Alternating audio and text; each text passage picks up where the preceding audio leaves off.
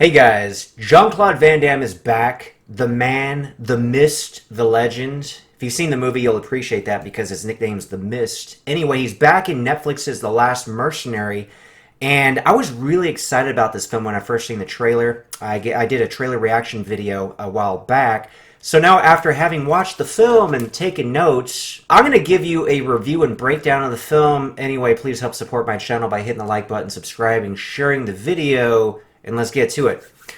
So The Last Mercenary opens with Van Damme's character Richard on a mission in Mongolia to rescue a hostage. Our first glimpse of Van Damme pays homage to a classic scene from his very own film Cyborg, performing his signature splits outside the peripheral vision of the hostage takers. Shortly after, he dispatches him with some classic Van Damme, some slapstick-like comedy comes into play, which gives us a good feel for the tone of the film, which luckily remains consistent throughout. This was a big complaint I had with the film one of his contemporaries came out with last year, by the way. It was coincidentally a sequel/reboot to one of Van Damme's films.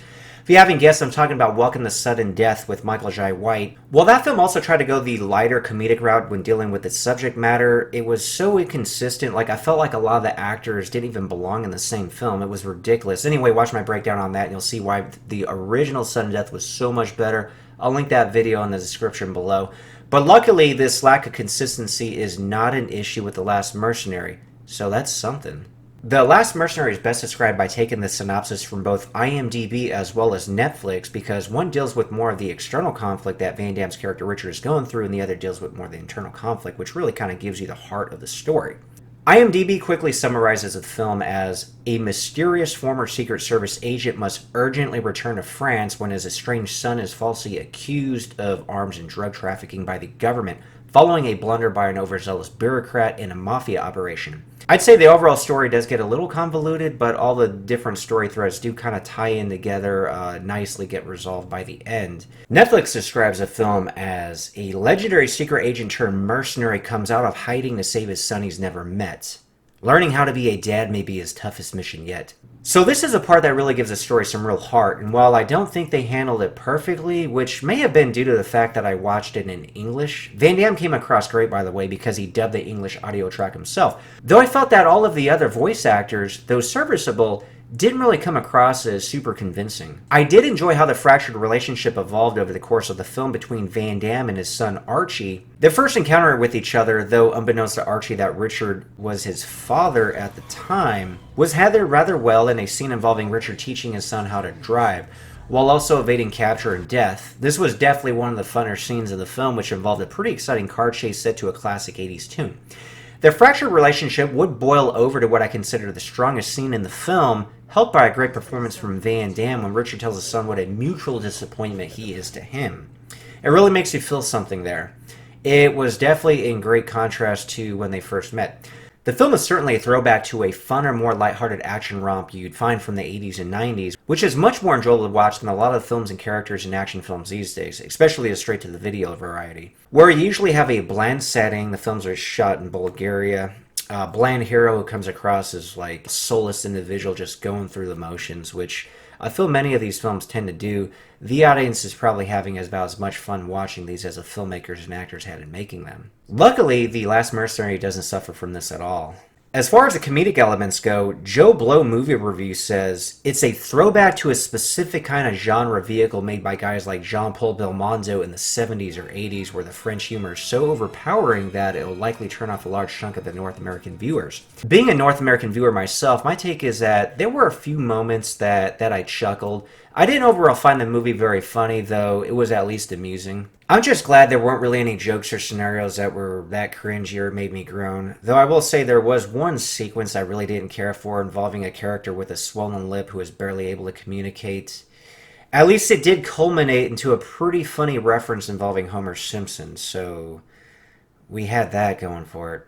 As far as the action goes, Van Damme is in fine form here. You would never know it was a man in his 60s. I mean, he moves and his body looks like a guy half his age. Better than most people half his age, in fact. There are two very well put together fight sequences involving Jean-Claude Van Damme and several of the other characters. One of which even had his iconic splits get him out of trouble. This, of course, wouldn't be the first time the splits saved him. Bloodsport and Time Cop immediately come to mind. As far as Van Damme's character Richard Brumiere goes, also known as The Mist, The professional coming out of retirement archetype isn't exactly the most original. It's been done in several action films, including one that immediately comes to mind, Van Damme's own 1997's Double Team starring thespian Dennis Rodman. Oops, airball. In some ways, The Last Mercenary is even sillier than Double Team, if you can believe that. That film I would describe as more zany and over the top. I will say it did have more spectacular action set pieces, bigger explosions, so the action was stronger than that one, but if you enjoyed it, you'd likely like The Last Mercenary as well. Make sure to check out my breakdown of Double Team, by the way. I'll link it in the description below.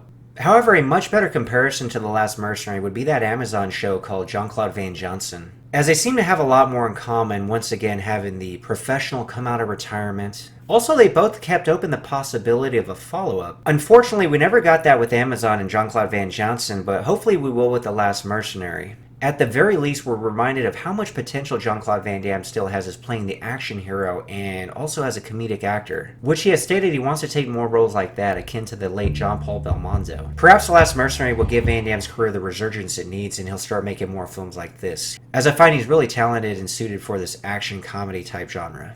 Quality Van Damme films have been pretty few and far between in the DTV era. The last notable exception would be 2018's The Bouncer, also known as Lucas in some territories. That film is fantastic. I will do a feature breakdown of that, by the way. Whenever we get a film of that caliber, or even going way back to 2008's JCVD, both of which were made by French directors, I can't help but get a sense of hope that perhaps JCVD will give us a string of hits like he's done in the 90s. Although I didn't love The Last Mercenary, I did like it, and the production values were much better than many of his DTV efforts. I definitely consider it one of his better films over the last 10 years. Hell, I'd even say maybe over the last 20 years. And I really hope that this is just a start of what will hopefully be a string of hits to follow. Anyway, let me know in the comment section what you guys thought of The Last Mercenary, and also let me know what your favorite Jean-Claude Van Damme films are.